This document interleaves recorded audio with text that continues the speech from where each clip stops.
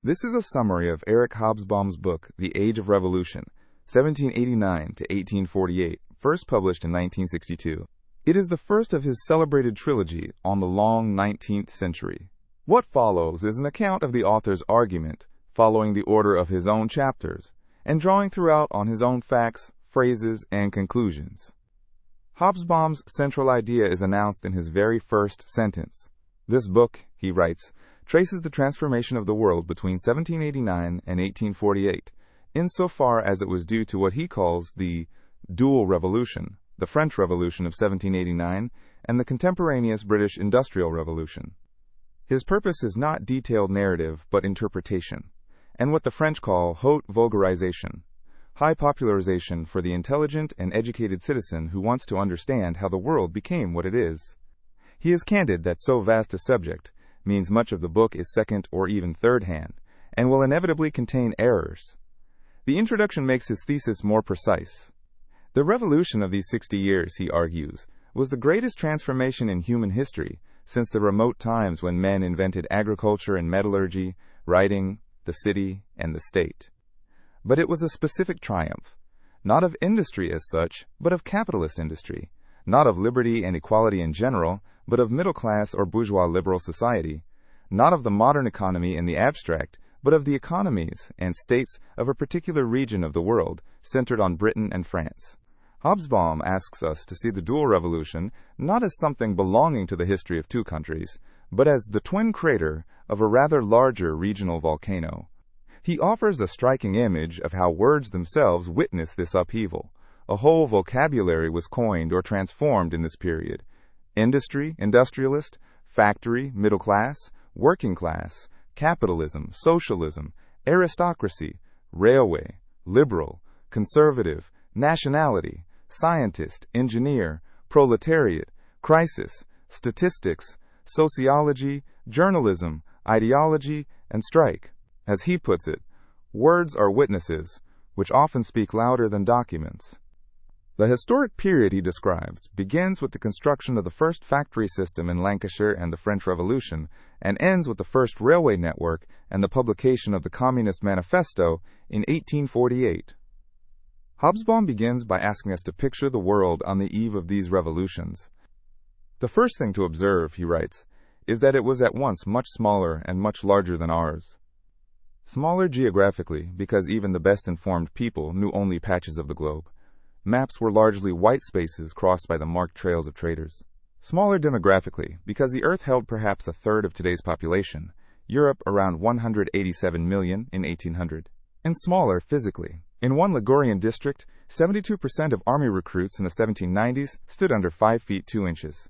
Yet the world was also vaster, because communications were so slow.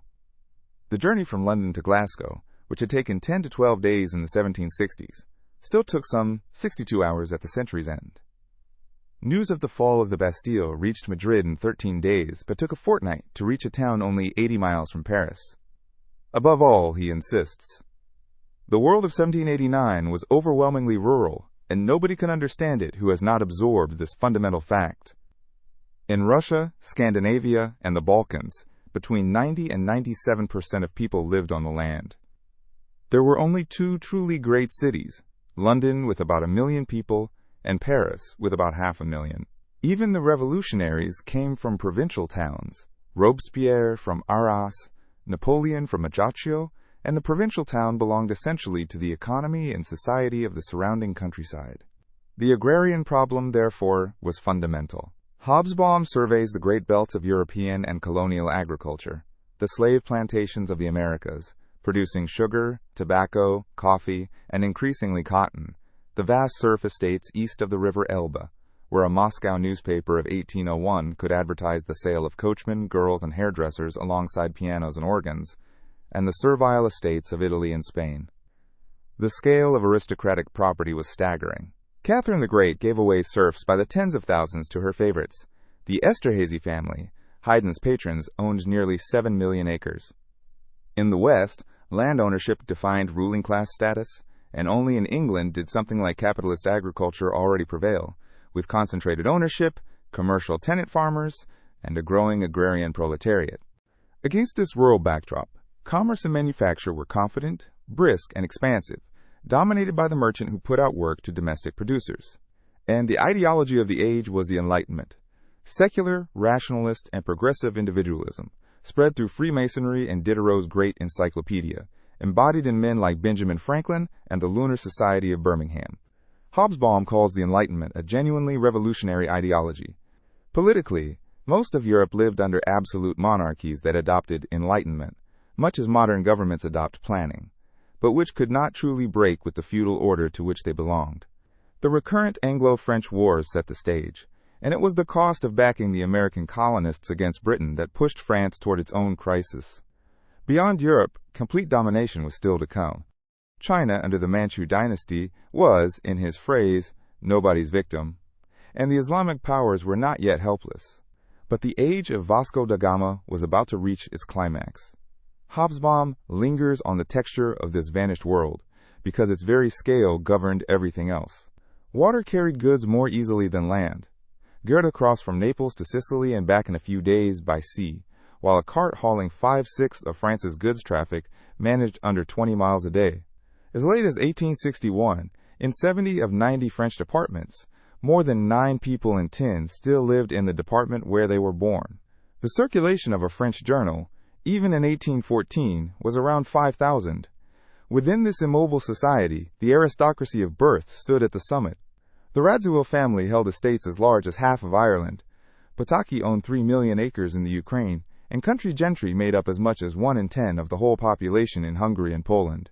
Below them, the peasantry, some 80% of Frenchmen, bore the weight of feudal dues, tithes, and taxes. The absolute monarchies that governed most of Europe tried to modernize from above, but their attempts to abolish serfdom, as Joseph II of Austria discovered in 1781, generally failed against entrenched noble interests.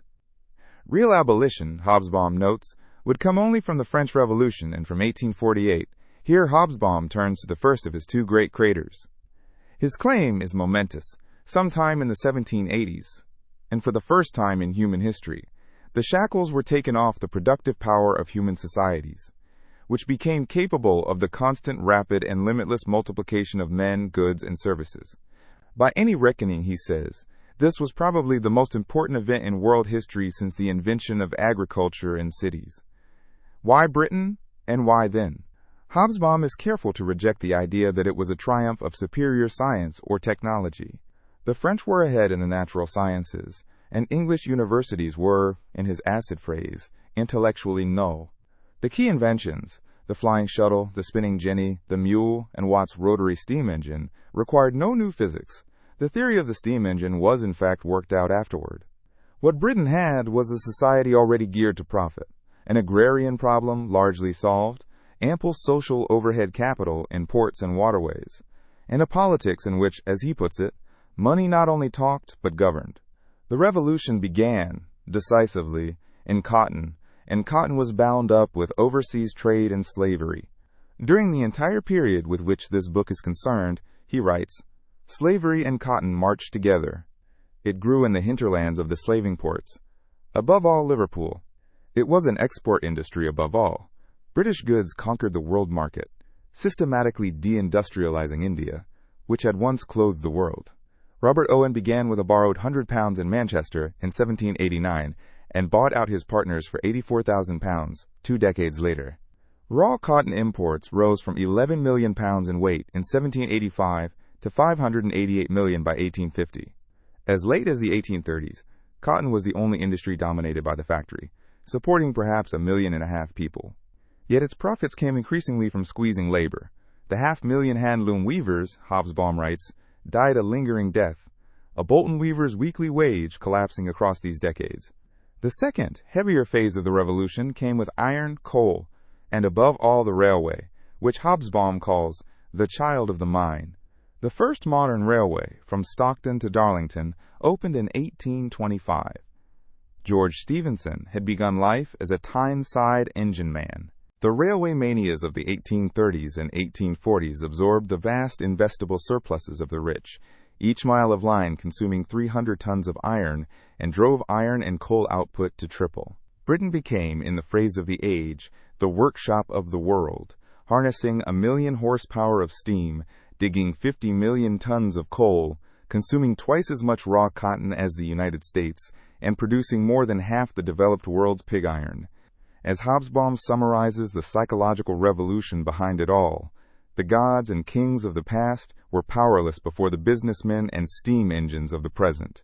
Hobsbawm dwells on the human cost concealed within these triumphant figures. The cotton industry's profits, once easy, came under growing pressure, and manufacturers recovered them by driving down wages and by mechanization. He follows the fate of the handloom weavers in painful detail. A Bolton weaver, whose weekly wage had been 33 shillings in 1795, saw it fall to 14 shillings by 1815, and to little more than 5 shillings, in real terms scarcely 4, by the early 1830s. Around 500,000 such weavers were, in effect, slowly starved out of existence as the power loom advanced. He also stresses how completely cotton depended on the wider world. Its raw material came increasingly from the slave plantations of the American South after the 1790s, its markets from a systematically deindustrialized India, and its expansion from the willingness of the British state to force open markets, as in the opium trade with China. The second phase, driven by iron, coal, and the railway, absorbed the enormous surplus wealth of the rich, who were desperate for outlets for their capital. Hobsbawm quotes a contemporary on the pleasure of the rich man watching his capital forming roads and employing labor. Railway mileage in Britain leapt from a few dozen miles in 1830 to over 23,000 by 1850, and the railway manias swept up fortunes in speculative fever. By the end of the period, Britain also held between 200 and 300 million pounds of capital invested abroad, a quarter of it in the United States, almost a fifth in Latin America, the beginnings of its role as banker to the world. If the Industrial Revolution gave the age its economy, the French Revolution gave it its politics and its ideas. Hobsbawm insists on the unique importance of France. The 1780s were, he grants, an age of democratic revolution across the Atlantic world, in America, Ireland, the Low Countries, Geneva. But the French Revolution was fundamentally different, for 3 reasons. It occurred in the most powerful and populous state of continental Europe. In 1789, he notes, something like 1 European out of every 5 was a Frenchman. It was a mass social revolution, far more radical than the others. And it was ecumenical, designed to spread. Its armies and ideas radiated across the world, from Latin America to Bengal to the Islamic lands. The revolution began, paradoxically, as an aristocratic reaction. A financial crisis, brought on above all by France's costly support of the American Revolution, forced the monarchy to summon the States General, which had not met since 1614. As Hobsbawm puts it, war and debt, the American war and its debt broke the back of the monarchy. But once the Third Estate, representing the commoners, transformed itself into a national assembly, the initiative passed to the bourgeoisie, armed with the ideology of classical liberalism. The Declaration of the Rights of Man and of the Citizen proclaimed men born free and equal, made property sacred and inviolable, and located sovereignty in the nation. The fall of the Bastille on the 14th of July, followed by the peasant panic known as the Great Fear, swept away feudal privilege. Hobsbawm then traces the revolution's dynamic radicalization. The moderate constitutional monarchy of 1789 to 1791 gave way, under the double pressure of royal intrigue and war, to the Republic. War was declared in 1792, the monarchy fell, and France, he writes, discovered or invented total war. Power passed to the Jacobins and the Committee of Public Safety, and to the Republic of Year II, the most heroic and terrible phase, presided over by Robespierre, whom he describes as a dandyish, thin-blooded, fanatical lawyer devoted to Rousseau. The Terror, with its roughly 17,000 official executions in 14 months, was, Hobsbawm observes, modest by 20th century standards. The Jacobin dictatorship mobilized the nation, expelled the invaders, abolished feudal rights without compensation, and abolished slavery in the colonies. But in alienating its own popular base, it destroyed itself. Robespierre fell on the 9th of Thermidor, 1794. There followed the Directory, and then the rise of Napoleon Bonaparte, the Corsican artillery officer who became first consul and then emperor, giving France its civil code, its concordat, its prefects, and its national bank. Hobsbawm's verdict on Napoleon is subtle. He was a figure of genuine greatness who carried the revolution's institutions across Europe. Yet, Hobsbawm argues, Napoleon destroyed only one thing that truly mattered: the Jacobin Revolution itself, the dream of liberty, equality, and fraternity, a myth more powerful than the man, which would go on to inspire the revolutionaries of the coming century. Hobsbawm gives close attention to the social anatomy of the revolution. The bourgeoisie that led it was armed not with a party, but with an ideology. The classical liberalism of the philosophers, the economists, and the Freemasons, whose spirit he finds even in Mozart's Magic Flute of 1791. The Third Estate that assembled in the States General was dominated by lawyers and men of the professions, with only 100 or so capitalists and businessmen, yet it claimed to speak for 95% of the nation. He describes the characteristic dynamic of revolution that France now enacted for the first time. The moderates mobilized the masses to overcome resistance. The masses pressed their own demands further, and the moderates split, some going over to conservatism. Only the Jacobins were willing to keep advancing, sustained by the sans-culottes, the laboring poor, craftsmen, and shopkeepers of the towns, whose watchword was "no enemies on the left." He is careful about the balance sheet of the Jacobin Republic. It produced the first genuinely democratic constitution of any modern state, with universal male suffrage and the right to insurrection. It created, by settling the land on small and middling peasant proprietors, an impregnable citadel that would slow France's capitalist transformation for a century. And it produced, in the revolt of the slaves of Saint Domingo, the figure of Toussaint Louverture. The Napoleonic settlement that followed left most Frenchmen better off in 1815 than they had been in 1800, even as, Hobsbawm notes, 250,000 Frenchmen did not return from the Emperor's wars. From 1792 to 1815, Hobsbawm writes, Europe was almost continuously at war, and these wars were of a dual nature, conflicts both between states or powers and between social systems. France as a state fought its rivals for trade and territory. France as a revolution fought, or claimed to fight, for the liberation of peoples. The two never coincided neatly, and by the end, imperial conquest had largely displaced liberation. He surveys the pattern of allegiance. Intellectuals across Europe had greeted the revolution with enthusiasm. Beethoven, Wordsworth, Blake, Kant, Hegel, Herder, and Fichte among them. Beethoven revoked his dedication of the Eroica only when Napoleon crowned himself emperor. Support for France, or Jacobinism, was strongest in the lands bordering France, and took a unique form in Britain, where the corresponding societies became, in Hobsbawm's words, the first independent political organizations of the laboring class, and Tom Paine's Rights of Man may have sold 1 million copies. But popular resistance to the French, the true guerrilla warfare of the period, in the Vendée, in southern Italy, in the Tyrol, and above all in Spain and Russia, was almost the exclusive preserve of the anti-French side. The German War of Liberation, he says bluntly, is largely a pious fiction. Orthodox armies, not popular risings, defeated France and Germany. The deepest conflict was between France and Britain. A rivalry Hobsbawm compares to that of Rome and Carthage. Neither would settle for less than total victory, and a military stalemate set in.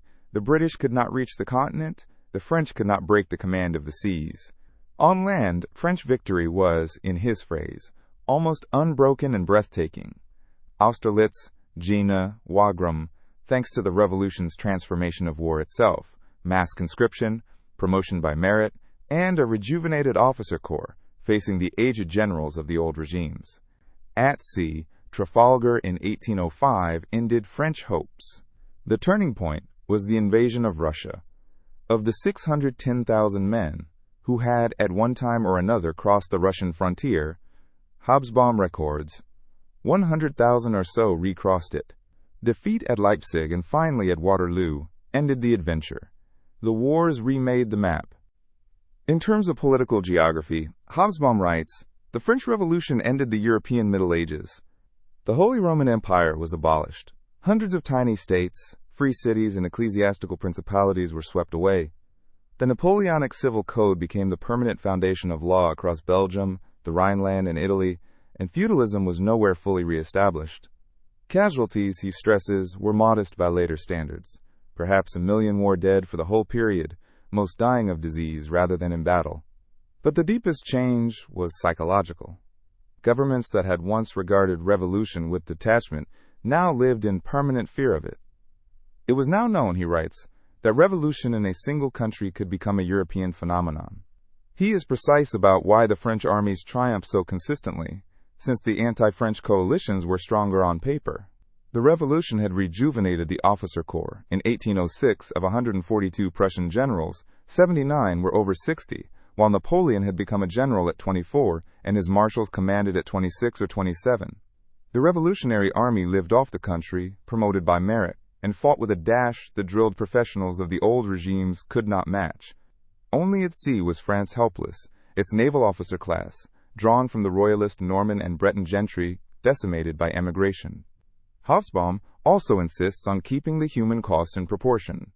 The wars fell between two eras of far more barbaric warfare, and the roughly 1 million war dead of the entire period, he observes, compare favorably with the losses of a single major belligerent in the 4.5 years of the First World War. Most soldiers who died were killed not by the enemy but by disease and hardship. Only 6 or 7% of the British sailors who died between 1793 and 1815 were killed by the French. And most civilians were barely touched. The families of Jane Austen lived through the whole epic in tranquility. The war's true legacy was financial and political. Britain's national debt rose from around £228 million to £876 million. But its wars, Hobsbawm concludes, more than paid for themselves, confirming it as the workshop of the world. The victors who gathered to make peace after 1815 faced, Hobsbawm argues, a uniquely dangerous task because any major European war now threatened to unleash a new revolution. His famous formulation is that the kings and statesmen were neither wiser nor more pacific than before, but they were unquestionably more frightened. That fear produced an unusually durable settlement. Apart from the Crimean War, there would be no war involving more than two great powers for a century. The settlement, associated with Metternich, Castlereagh, Talleyrand, and the Tsars, was, in Hobsbawm's judgment, no more just or moral than any other, but it was realistic and sensible. France was not humiliated. It was soon readmitted to the concert of Europe. Britain sought no continental territory, but secured naval and trading points and a favorable balance. Russia, the decisive land power, gained Finland, Bessarabia, and most of Poland. Austria became, in his phrase, the policeman on duty in Italy, and Prussia, gaining the Rhineland, whose economic potential its aristocratic diplomats failed to appreciate, in fact profited more than any other power, though this would not become clear until the 1860s. The Congress system, however, broke down once economic stability returned around 1820. Britain, under Canning, refused to police the world against all revolution, supporting Latin American independence, which the British Navy, more than the American Monroe Doctrine, in fact protected. The revolutions of 1830 destroyed the settlement in the West, and the slow decline of Turkey opened the permanent Eastern question. Peace held, Hobsbawm concludes, ultimately because the inflammable material in international relations was simply not explosive enough. Britain was satisfied and supreme, Austria and Prussia too weak, Russia limited in ambition, and France, the one dissatisfied power, was demographically and politically constrained, unwilling to unleash the Jacobinism that alone could overturn the order. Meanwhile, beyond Europe, expansion continued. Britain took Singapore and Hong Kong and held India at all costs, opening China in the Opium War of 1839 to 1842, and the slave trade was abolished for reasons at once humanitarian and economic, since the new economy rested on cotton goods rather than on slaves and sugar. Hobsbawm underlines the sheer weakness of France, the one power that might have wished to overturn the settlement. Demography told the story. In 1780 there had been 2.5 Frenchmen for every Englishman, but by 1830 fewer than 3 for every 2, and France, once almost as populous as Russia, had fallen far behind. To disturb the order, France would have had to unleash the forces of Jacobinism, liberalism, and nationalism, a price no French government between 1815 and 1848 was willing to pay, as Lafayette discovered when he pleaded in vain for the Poles in 1831. Britain, by contrast, had won what Hobsbawm calls the most complete victory of any power in the entire history of the world. It was the only industrialized economy, the only naval power, its navy, in 1840 almost as large as all other navies combined, and virtually the only colonial power. This overwhelming supremacy, more than any treaty, is what kept the general peace.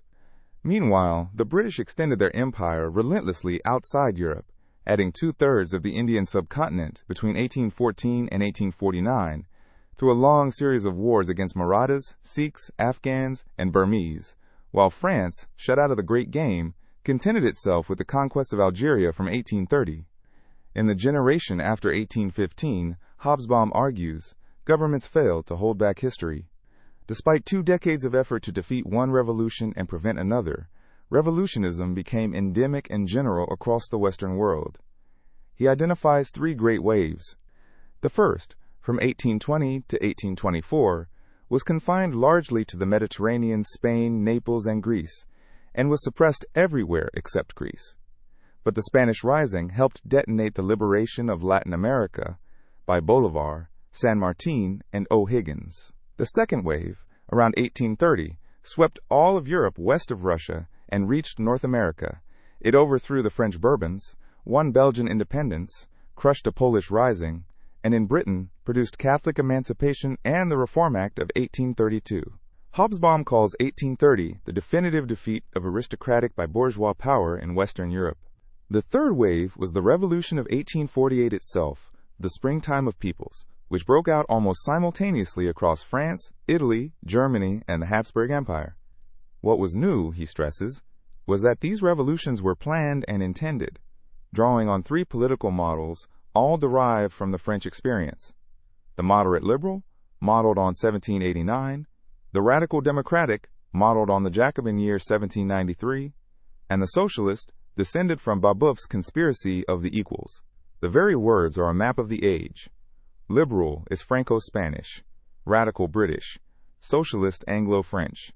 In the repressive years after 1815, opposition was confined to tiny groups and to secret insurrectionary brotherhoods with Masonic-derived ritual, above all the Carbonari, who spread from southern Italy as far as Russia, where the Decembrists staged the first insurrection of modern Russian history in 1825. The revolutions of 1830 changed everything, making the barricade the symbol of insurrection and splitting the moderates from the radicals in the movement by nationality. Hobsbawm gives special attention to Joseph Mazzini, founder of Young Italy and its imitators, and to the neglected question of the peasantry, whose vast risings, like the Galician Jacquerie of 1846, could cut across the plans of the urban revolutionaries. Of the ideals of these movements, Hobsbawm writes that there has never been anything closer to the world revolution of which the insurrectionaries dreamed than the spontaneous and general conflagration of 1848. He traces how the character of these movements shifted across the period. In the repressive years to 1830, revolution was the affair of tiny conspiratorial elites, drawn overwhelmingly from the educated and the well-to-do. At the École Polytechnique, only a fraction came from the petty bourgeoisie, and almost none from the popular classes. The typical revolutionary was the professional insurrectionary, like Filippo Buonarroti, Babeuf's old comrade, and, in Hobsbawm's view, the ableist conspirator of the age, keeper of the flame of an earlier, rationalist, egalitarian Jacobinism. After 1830, mass politics returned. The barricade became the symbol of insurrection, and the movement began to divide, both between moderates and radicals and along lines of nationality. New figures emerged, most famously Mazzini, whom Hobsbawm regards with some impatience as a woolly and ineffective self-dramatizer, beside the hard rationalism of Buonarroti. He also insists on the composition of these risings. In the Milan insurrection of 1848, of some 350 who died, only about a dozen were students, clerks, or landowners, the rest artisans, workers, women, and children. And he notes the emergence of a genuinely new element, the communist movement, as the German League of the Just became the Communist League of Marx and Engels, and the Communist Manifesto gave the coming explosion its most enduring formulation. After 1830, the general revolutionary movement began to split, and one of its products deserves special attention: the self-consciously nationalist movement. Nationalism, Hobsbawm writes, like so many other characteristics of the modern world, is the child of the dual revolution. He traces it to the discontent of the lesser gentry, as in Poland and Hungary, where as many as 1 in 8 claim gentlemanly status, and to the emergence of a national middle and lower middle class, spearheaded above all by professional intellectuals. He measures the progress of nationalism by education and by language. The numbers of the educated were tiny. The whole continent of Europe, he estimates, probably had no more than 40,000 university students. But it was among them that the decisive work was done, the writing of the first scientific and literary works in national vernaculars. He notes the milestones: the first Czech scientific works of the 1830s, the adoption of Hungarian in place of Latin in the Hungarian Diet in 1840, the rise of national gazettes. Yet for the masses, he insists, the test of nationality was still religion, not language. A Spaniard was a Catholic, a Russian Orthodox. Business classes were often paradoxically less nationalist than the intellectuals. Content, like the Czech historian Palacký, to say of the multinational empire that, if Austria did not exist, it would have to be invented. Before 1848, Hobsbawm argues, there was only one Western mass-based national movement, the Irish Repeal movement, under Daniel O'Connell, the golden-voiced lawyer-demagogue of peasant stock, the man they called the Liberator. Beyond the bourgeois world, he warns us not to read modern nationalism into every revolt against the Turks, the Russians in the Caucasus, or the British in India. The Greek War of Independence was the crucial case, where sheep-herding clansmen fused with middle-class nationalism and the ideas of the French Revolution, and Greece became a myth and an inspiration for the European left, drawing Byron to his death. In Eastern Europe, the small Slav peoples, oppressed by German and Magyar landlords, often looked for protection to the emperors, so that proto-nationalism there took a conservative direction.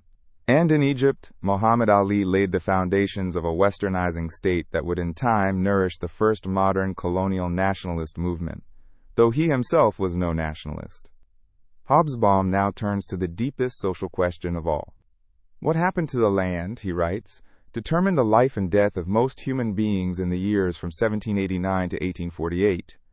Bourgeois society required the melting of what he calls the great frozen ice cap of the world's traditional agrarian systems. This meant three things: turning land into a saleable commodity, transferring it to profit-seeking owners, and transforming the rural population into mobile wage workers. Standing in the way were two obstacles: the pre-capitalist landlords and the traditional peasantry, and different societies found different solutions. The British solution was the most radical. It eliminated the peasantry altogether, leaving by mid-century a few thousand great proprietors, 250,000 commercial tenant farmers, and over 1 million hired laborers. The American solution rested on the owner-occupying commercial farmer, on mechanical reapers, and on the seemingly unlimited free land taken from the dispossessed Indian tribes. The Prussian solution, the least revolutionary, turned feudal landlords into capitalist farmers and serfs, into hired laborers, leaving the Junker estates intact. And the French Revolution created a country of peasant proprietors who became, in Hobsbawm's phrase, the chief prop of all subsequent regimes that did not threaten to take their land, a solution that also slowed French industrialization by keeping people on the soil. The legal revolution abolished feudalism across most of Europe, largely through the agency of the French Revolution and its armies. But the redistribution of land, Hobsbawm shows, generally failed to create a class of enterprising farmers. More often, it reinforced old landlords with new ones. And he explains why the peasants so often resisted, for the old system, whatever its burdens, offered social certainty, and liberalism came upon him like some sort of silent bombardment. Peasant movements, accordingly, were usually made in the name of church and legitimate king: the Spanish guerrillas against Napoleon, the Tyrolese under Andreas Hofer, the defenders of throne and altar everywhere. The chapter closes with the great cataclysms that this transformation, imposed from outside, produced in the non-European world and on its own margins: the deindustrialization of India, and above all the great Irish famine of 1847, which Hobsbawm calls by far the largest human catastrophe in European history of the period, in which perhaps 1 million died and another 1 million emigrated. Liberalism, he writes in a memorable image, shattered the social structure the peasant had always inhabited and left nothing in its place but the rich, a solitude called freedom. Hobsbawm devotes particular care to the mechanisms of this transformation in the colonial and dependent world, where it was imposed wholly from outside. In India, the British search for a reliable land tax produced two great systems: the Zemindari settlement of Bengal, Lord Cornwallis's permanent settlement of 1793, which treated tax collectors as proprietors, and the Ryotwari system of the South and West, which assessed each peasant individually. Both, guided by the rent theories of the political economists, bypassed the village community and drove peasants into the hands of moneylenders. In one set of districts, of some 3,000 estates that changed hands, more than 750 passed to moneylenders. Meanwhile, India was deindustrialized with startling speed. Its exports of cotton goods collapsed from over £1 million, worth to under 100,000, between 1815 and 1832, even as British cotton imports into India multiplied 16-fold. In Algeria, the French conquest closed the religious schools and sold off religious lands, and in the British Isles themselves, the transformation produced its own tragedies. The English farm laborer sinking under the Speenham dole, and the callous new Poor Law of 1834, which Hobsbawm calls a statute of quite uncommon callousness. And, above all, the Irish, whose dependence on the potato ended in the catastrophe of the Great Famine, reducing a population of perhaps 8.5 million in 1846 to 6.5 million 5 years later. Having surveyed the revolution's political and agrarian effects, Hobsbawm steps back to assess the state of the world economy by 1848. His conclusion is that only one economy, Britain's, had been effectively industrialized, and it dominated the world. Everywhere else, transformation was still modest. By 1850, there were barely 100 miles of railway in all of Spain, Portugal, Scandinavia, Switzerland, and the Balkans combined. The Great Crisis of 1846 to 1848 was, in his phrase, the last and perhaps worst economic breakdown of the Ancien Regime in economics, a crisis of harvests, not of industry. Yet fundamental changes were plainly underway and accelerating sharply after 1830. He identifies three. First, a demographic explosion. The population of the United States grew nearly sixfold in 60 years, and white Australia rose from almost nothing to 500,000. Second, a revolution in communications. Tens of thousands of miles of new roads, new canals, steamships, and Rowland Hill's penny post with its adhesive stamp. Third, an enormous growth of commerce and migration.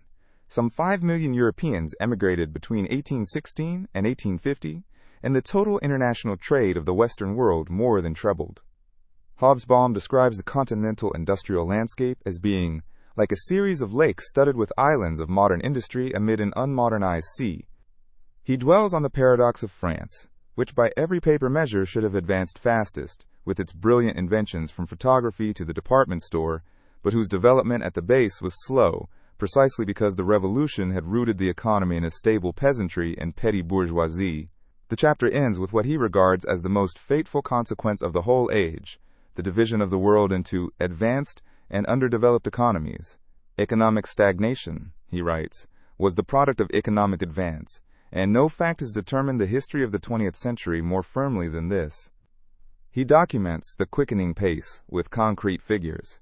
Belgium, the most industrialized continental economy, saw its steam engines multiply from some 350 around 1830 to well over 2,000 by 1850, and its coal output nearly triple. In Germany, Krupp installed its first steam engine in 1835, and the first shafts of the Ruhr coalfield were sunk in 1837. Yet enterprises remained tiny by British standards. The average Belgian textile factory employed a few dozen workers, and only a handful of giant establishments, like Cockerill's works at Serang, with its 2,000 employees, foreshadowed the future. Hobsbawm stresses the greater role of the state and of new financial institutions on the continent. The customs union that Prussia built between 1818 and 1834, the investment banking devices pioneered by the St. Simonian brothers Pereire, the Napoleonic company law that became a world model. He closes with the tragedy of the would-be latecomers who were shut out. Egypt, under Muhammad Ali, invested some £12 million in industry and employed tens of thousands of workers, only to have the effort destroyed by the Anglo-Turkish Commercial Convention of 1838 and military defeat in 1839 to 1841, an early and instructive case of how the advance of the few foreclosed the development of the many. In the second half of the book, Hobsbawm turns from developments to results, to the kind of society the dual revolution produced. Its chief social achievement, he argues, was to end aristocratic society and open careers to talent, or at any rate to energy, shrewdness, hard work, and greed. The self-made parvenu became the representative figure of the age, but the career open to talent was in practice sharply limited by the price of admission, and it produced a callous, hierarchical society reconstructed, as he puts it, on the foundations of formal equality. He examines the roads to advancement. The first was business, the most obvious but also the one that created wage laborers faster than it created employers. The new industrial bourgeoisie, self-righteous and often dissenting in religion, distrusted intellectuals, and worshipped, in his phrase, one God whose name was steam. The second road was education, whose emission toll was higher, but whose prestige was greater, and which led through the competitive examination to the expanding state bureaucracy, producing, paradoxically, not the open society, but the closed society of officialdom. Public expenditure and police forces grew across the continent. Yet Hobsbawm reminds us that the petty official, however modest, stood a mountain range above the laboring poor. The free professions, law, medicine, the church, remained largely inaccessible, and teaching was the one real opening. He gives particular attention to the emancipation of minorities, above all the Jews, tracing the rise of talents from the Rothschilds to Marx, Disraeli, Heine, and Mendelssohn, and their prominence in both Saint-Simonianism and German communism. The chapter ends on the age's characteristic hardness, a society in which, as its spokesman frankly held, the man who had not shown the ability to accumulate property was not a full man, and the worker, in one contemporary's words, should be constantly harassed by need. Hobsbawm notes how much more visible this new order was in France, where the revolution had cleared away the old society most completely, and where the parvenu and the self-made man became the stuff of literature, of Balzac, and of Stendhal's Julien Sorel. France invented the characteristic institutions of the new bourgeois world. The restaurant, born when the cooks of the fallen nobility lost their masters. The modern advertising-driven newspaper, as in Émile Girardin's La Presse of 1836. The department store and the shop window. In Britain, the transformation was less theatrical but more profound, as the Industrial Revolution created blocks of new bourgeois too large to be absorbed into the old aristocratic order.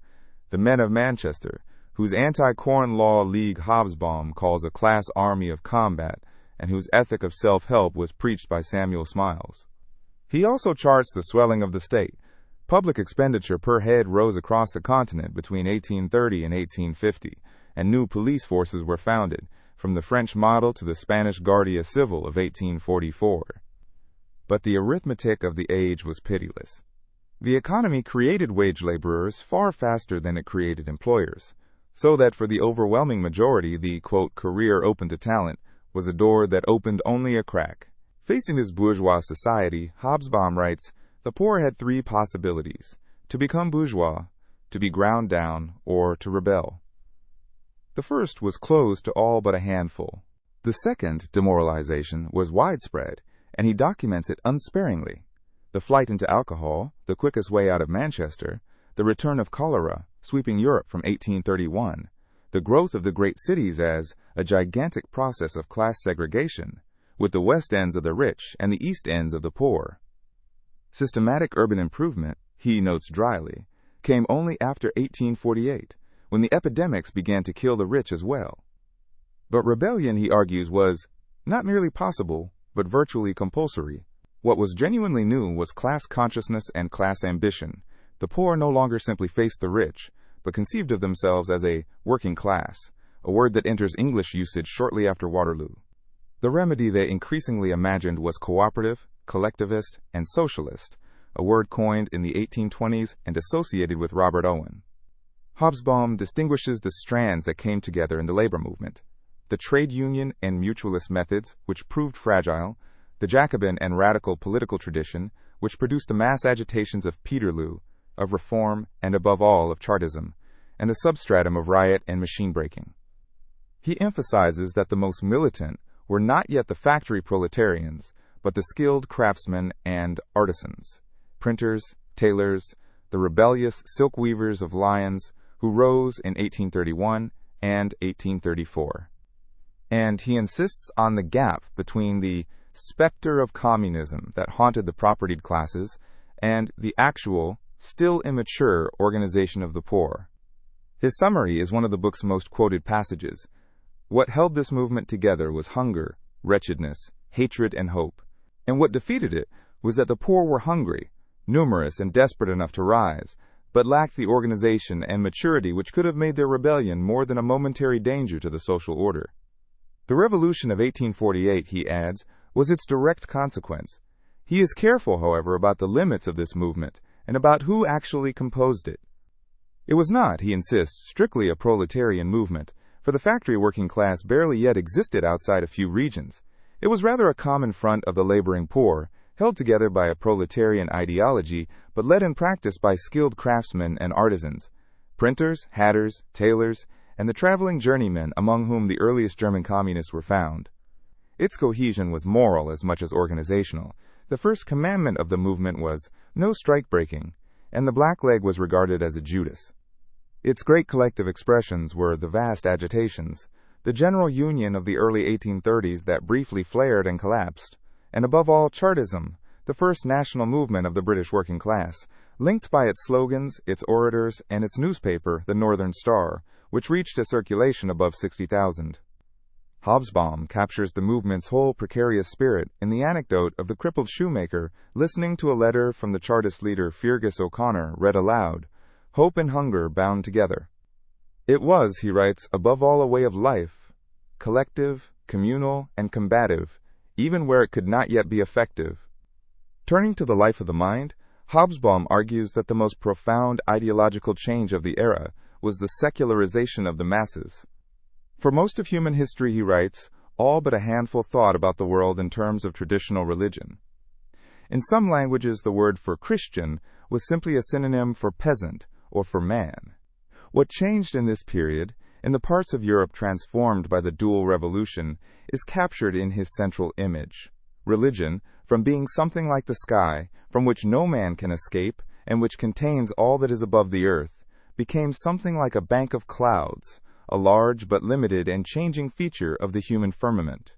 The de-Christianization of educated men had begun earlier. What was new was the irrelevance of Christianity to the great public transformations. With the American and French revolutions, he writes, for the first time in European history, the symbolism of revolution was Roman, rationalist, and secular rather than Christian. Attempts were made to build a bourgeois non-Christian morality. Robespierre's cult of the supreme being, the Saint-Simonians, Comte's religion of humanity, settling finally on a lay morality with the schoolteacher as its lay priest. Most striking of all was the religious indifference of the new proletariat.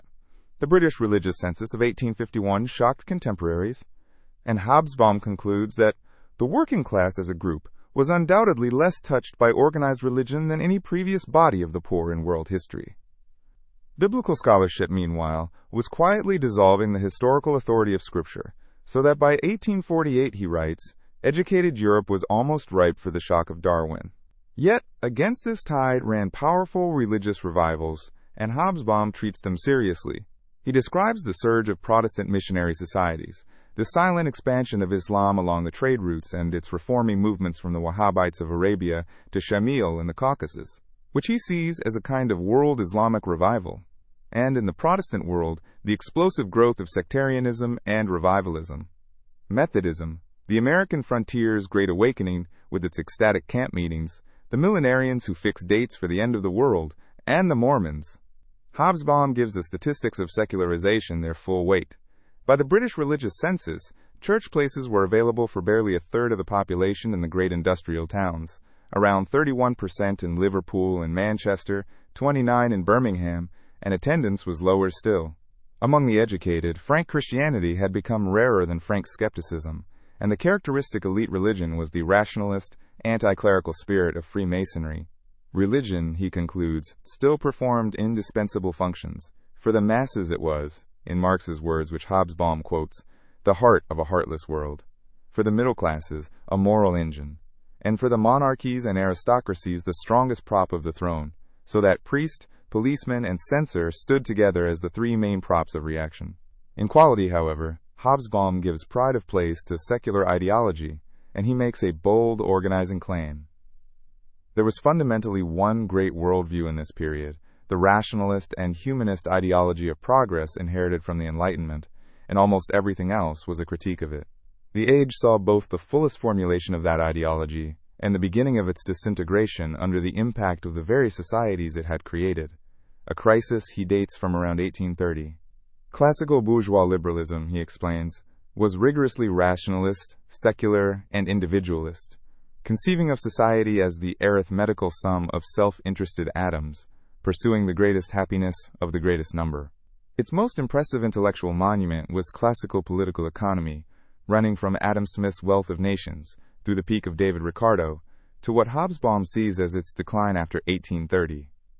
Smith's system had been elegant and comforting, presenting progress as natural, but it began to falter with Malthus's grim law of population and with Ricardo's introduction of discord, a declining rate of profit, and, above all, the labor theory of value, which Hobsbawm calls a potent argument against capitalism. Political economy became, as its critics said, the dismal science. From this crisis emerged the new socialism, which Hobsbawm distinguishes from earlier dreams by its unqualified acceptance of the Industrial Revolution. In the thought of Saint-Simon, the apostle of industrialism, of Robert Owen, and of Fourier, the socialists inverted the optimism of classical economics. Where Adam Smith had shown that the free pursuit of self-interest produced universal benefit, they observed that it produced cyclical crises and a world in which, as the phrase went, the rich grew richer and the poor poorer. If labor was the source of all value, why did those who labored live in destitution? The answer was that the capitalist appropriated the surplus, that he exploited the worker. Socialism also broke with liberalism on two deeper points. It rejected the idea of society as a mere aggregate of atoms and returned to the belief that man is naturally a communal being, developing the idea of alienation, and it adopted an evolutionary, historical mode of argument. The utopian socialists, Hobsbawm notes, did not merely theorize but built pilot communities. Owen's New Harmony in Indiana, the dozens of Fourierist phalanxes in the United States, and the Saint-Simonians even sought an enlightened despot to realize their plans, briefly fixing their hopes on Muhammad Ali of Egypt. He situates German classical philosophy, from Kant to Hegel, as thoroughly bourgeois in its enthusiasm for the French Revolution. Hegel hailed Napoleon at Jena, yet containing in its idealism, its emphasis on the collective, and above all its dialectic, the materials that would be turned against the bourgeois order. The culmination Hobsbawm identifies is Karl Marx, who combined English political economy, French socialism, and German philosophy, and who shifted the argument from what was desirable to what was historically inevitable, holding that capitalism generated its own gravediggers. The great tradition, he writes in the chapter's key sentence, did not die. It was transformed into its opposite, into Marx. The arts, Hobsbawm observes, flourished extraordinarily in this half-century, and their flowering is best explained by the impact of the dual revolution. His summarizing sentence is deservedly famous. The French Revolution inspired the artist by its example, the Industrial Revolution by its horror, and the bourgeois society, which emerged from both, transformed his very existence and modes of creation. The characteristic style of the age was Romanticism, which he defines less by what it stood for than by what it opposed, the bourgeois middle. It was an extremist creed, found on the extreme left and the extreme right, but never among the moderates, who remained the stronghold of classicism. He notes two features of the period's art: its wide national spread, as Russian, Polish, and Hungarian literatures produced their national classics in Pushkin, Mickiewicz, and Petofi, and its uneven development, with the novel and music at their height. Two social groups formed the shock troops of Romanticism: the socially displaced young men, marked by extraordinary youthful precocity, Byron, famous at 24, Schubert writing Erlkönig at 18, and the alienated artist transformed into the genius, which Hobsbawm calls one of the most characteristic inventions of the Romantic era, as the artist cast his soul, in his phrase, as a commodity upon a blind market. At the heart of Romanticism, he finds a longing for the lost unity of man and nature, and he identifies three sources of romantic longing to which it turned for consolation. The first was the Middle Ages, chiefly the property of the political right, and Germany held a near monopoly of it. From Weber's opera Der Freischütz to the fairy tales of the brothers Grimm and the Gothic revival in architecture. On the left, it flourished mainly in France, in Michelet, and in Hugo's Hunchback of Notre Dame. The second was the cult of the folk and of primitive man, which was overwhelmingly a revolutionary dream, the noble savage, the free Anglo-Saxon before the Norman yoke, and which produced the whole scholarly enterprise of collecting the songs and tales of the common people, a monument to which is the very word folklore coined in this period. The third source was the French Revolution itself, which pointed to the future, and which, in the second generation of Byron, Shelley, and Keats, was for the first time combined with active revolutionism, a union completed on the continent after 1830, and captured in Delacroix's Liberty, leading the people over the barricades. After 1830, political art triumphed, and Hobsbawm quotes Victor Hugo's manifesto, "Romanticism is liberalism in literature," yet he ends by insisting that Romanticism dominated neither the aristocracy, whose taste remained rooted in the 18th century, nor the sober middle classes, whose true muses, he says memorably, were science and technology, celebrated in the neoclassical portico of a railway station, nor the common people, whose ancient folk culture was being destroyed by the industrial city, in a period he calls the bleakest part of an exceedingly bleak age, in which destruction prevailed, or was at best held at bay.